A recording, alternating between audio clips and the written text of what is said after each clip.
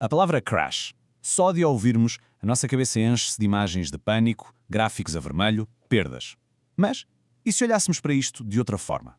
E se um crash não for um desastre, mas sim um evento com um manual de instruções? É precisamente esse o nosso objetivo aqui. Perceber como é que se transforma uma crise na maior das oportunidades. Bem, vamos lá ver o que isto quer realmente dizer. Na prática, um crash é isto mesmo. Os preços caem a pique porque, de repente, toda a gente quer vender ao mesmo tempo e quase ninguém quer comprar. Mas a história por detrás disto não é matemática. É psicologia. É uma crise total de confiança. É o puro instinto de manada a funcionar em tempo real. E é exatamente nesse momento de pânico que aparecem dois caminhos muito distintos. De um lado, temos o investidor pró-cíclico, aquele que segue a multidão. Vende tudo quando os preços estão em baixo, levado pelo medo, e depois volta a comprar quando está tudo caro, levado pela euforia. É receita para o desastre. Do outro lado, temos o investidor contrário, que faz, bem, o oposto. É este segundo caminho que vamos explorar a fundo. Ok? Então, para navegar este território, temos um plano de voo bem definido. Primeiro, vamos mergulhar na psicologia do pânico. Depois, vamos ver o antídoto mais eficaz que existe, o tempo. A seguir, vamos à parte prática. Como se constrói uma carteira que aguenta a tempestade. E com a defesa montada, passamos ao ataque. Como transformar o medo em oportunidade. E, por fim, como encontrar as verdadeiras pérolas no meio do caos. Vamos então ao primeiro ponto, a psicologia do pânico. E o subtítulo, na verdade, diz tudo. Os erros mais caros que se cometem nos mercados são quase sempre emocionais. O maior desafio num crash não está nos números, está mesmo dentro da nossa cabeça. E para perceber o custo real do pânico, nada como um exemplo histórico. Olhemos para a Grande Depressão.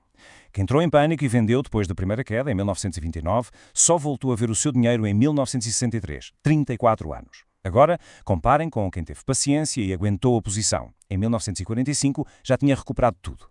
Isto mostra na perfeição como vender em pânico pega numa perda que era temporária, no papel, e a transforma numa perda real e permanente. Então, se o pânico é o veneno, qual é o antídoto? É isso que vamos ver agora. A arma mais poderosa contra as decisões de cabeça quente é, na verdade, uma coisa que todos temos: tempo. O tempo é, sem dúvida, a defesa suprema. E isto não é só uma ideia bonita, são dados puros e duros. Esta tabela é incrível. Mostra a probabilidade histórica se perder dinheiro em ações americanas, já com a inflação em conta. Num horizonte de um mês, a probabilidade é de 40%, quase uma moeda ao ar. Mas se esticarmos o prazo para 5 anos, a probabilidade já cai para 22%. A 10 anos são só 13%. O padrão é mais do que óbvio. E agora, o número mais importante de todos. Qual é a probabilidade de perder dinheiro num portfólio diversificado de ações se o mantivermos durante 20 anos? É este número que está a ver. 0. Historicamente, nunca houve um período de 20 anos em que um investidor paciente tenha perdido dinheiro. O tempo não só reduz o risco, como o elimina. Isto obriga-nos a pensar na volatilidade de uma forma completamente diferente. Aquelas subidas e descidas que nos assustam não são o inimigo.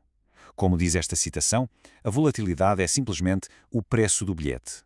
É o que se tem de pagar para ter acesso aos ganhos fantásticos que o mercado de ações pode oferecer no longo prazo. Ok, mentalidade afinada. Agora vamos à prática. Secção 3. Como é que se constrói uma carteira resiliente? Pense nisto como o nosso kit de ferramentas defensivo. São as peças que têm de estar no lugar antes de a tempestade chegar, porque, como se costuma dizer, uma boa defesa é o melhor ataque. A primeira ferramenta é o dinheiro, ou, como se diz no jargão, a pólvora seca. O objetivo do dinheiro em carteira não é render, é ser uma reserva tática. É a munição que guardamos para, precisamente quando o pânico se instala e os ativos de qualidade estão em saldos, podermos ir às compras. A seguir, o amortecedor da nossa carteira. Obrigações de alta qualidade. Pensemos nisto. Quando o pânico aumenta, os investidores fogem das ações e procuram refúgios. É a chamada fuga para a qualidade. E essa procura massiva faz com que o preço das obrigações mais seguras suba, muitas vezes exatamente no mesmo momento em que as ações estão a cair. Funcionam como um contrapeso. E por último, na nossa defesa, temos a apólice de seguro, o ouro. O papel do ouro é diferente. Não é para gerar rendimento. É uma reserva de valor que existe há milhares de anos. É uma proteção contra a instabilidade do próprio sistema e a desvalorização das moedas. É o seguro que esperamos nunca ter de usar, mas que é fundamental ter. E como é que se organiza isto tudo de forma lógica? Bem, a estrutura LLL é uma forma muito simples de pensar nisto. Dividimos o capital em 3 partes. Liquidez, para as necessidades de curto prazo, tem de estar protegido e acessível. Longevidade, para os objetivos a médio prazo. E legado, a riqueza de longo prazo, aquela que pode e deve estar exposta à volatilidade para poder crescer mais.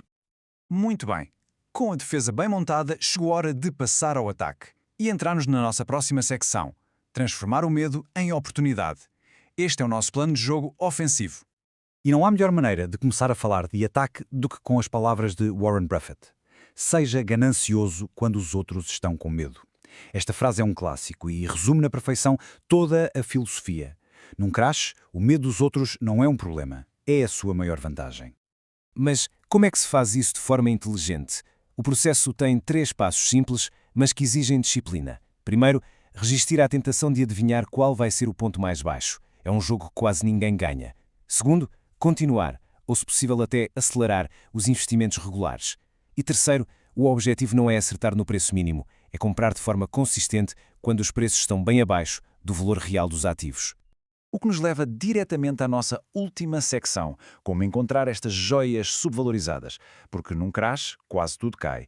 A questão é, como é que distinguimos as empresas espetaculares que estão temporariamente baratas daquelas que estão baratas porque têm problemas sérios? Como é que se separa o ouro dos escombros?